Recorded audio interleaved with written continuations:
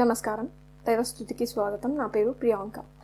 భక్తి, శక్తి, యుక్తి, డబ్బు వీటిలో ఏది గొప్పది, ఎలా గొప్పది అన్నది ప్రశ్న. డబ్బు ఎంత ఉన్నా కూడా దాన్ని ఎలా ఉపయోగించాలి అనే యుక్తి అంటే స్కిల్ఫుల్ టాక్టిక్స్ లేనప్పుడు ఏమీ ప్రయోజనము లేదు. ఒక పిచ్చివాని దగ్గర ఎంత డబ్బు ఉన్నా ఎటువంటి ప్రయోజనం కానీ ఉపయోగం కానీ ఉండదు.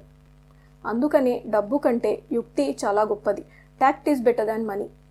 అయితే ఇంకొకరి దగ్గర డబ్బు ఉంది, యుక్తి, టాక్టిక్స్ రెండూ ఉన్నాయి, కానీ వారి శరీరంలో శక్తి లేదు.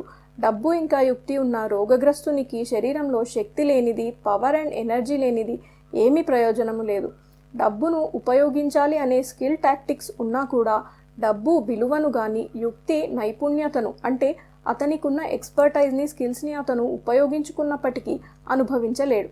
అయితే అతనికి ఉన్న యుక్తి ఇంకా డబ్బు రెండు ఇతరులకు ఉపయోగపడతాయి, కానీ శరీరములో శక్తి లేకుండా నామమాత్రముగా ఉన్న వారికి డబ్బు ఇంకా యుక్తి ఏమీ పనికిరావు. అందుకనే డబ్బు ఇంకా యుక్తి కంటే శక్తి చాలా ఇంపార్టెంట్. మరి డబ్బు ఉంది, యుక్తి ఉంది, శక్తి కూడా ఉన్నవానికి, ఒక యంగ్ ఎనర్జెటిక్ ఇండివిజువల్కి భక్తి గనక లేకపోతే ఆ జీవితమే అర్థము లేనిదైపోతుంది. లైఫ్ పూర్తిగా మీనింగ్లెస్ అవుతుంది. మనిషిగా ఈ ప్రపంచంలో పుట్టినందుకు నీ పుట్టుక ఎందుకు అనే ప్రశ్నకు ఆన్సర్ కానీ సమాధానం కానీ లేకుండా పోతుంది. మనిషి జన్మ, మనిషి జీవితము మనకంటే పెద్ద అయిన దేవుని గురించి తెలుసుకోవటానికి మనకు దొరికింది. అందుకనే భక్తి అబ్సల్యూట్లీ నెసెసరీ, చాలా అవసరము. అయితే భక్తి లేని జీవితము వ్యర్థముగా గడిచిపోతున్నట్టు, టైం అంతా వేస్ట్ అయిపోతున్నట్టు. ఈ విధంగా ఆలోచిస్తూ తెలుసుకుంటూ వస్తే నాలుగింటిలో అన్నిటికంటే భక్తియే గొప్పదని తెలుస్తుంది.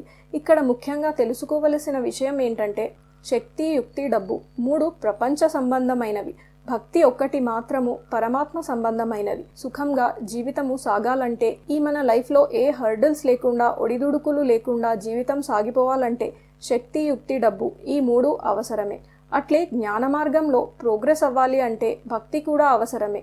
భక్తి లేనివాడు జ్ఞానమును పొందలేడు, దైవమును తెలుసుకోలేడు.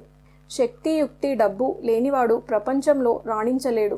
అందుకనే ప్రపంచ సంబంధమైన శక్తి, యుక్తి, డబ్బుతో సహా దైవ సంబంధమైన భక్తి అంటే గాడ్లీ డివోషన్ ఉన్నవాడు అందరు మనుషులలో మేటివాడని తెలుసుకోవాలి. బెస్ట్ అమాంగ్ హ్యూమన్ బీయింగ్స్ అని చెప్పవచ్చు.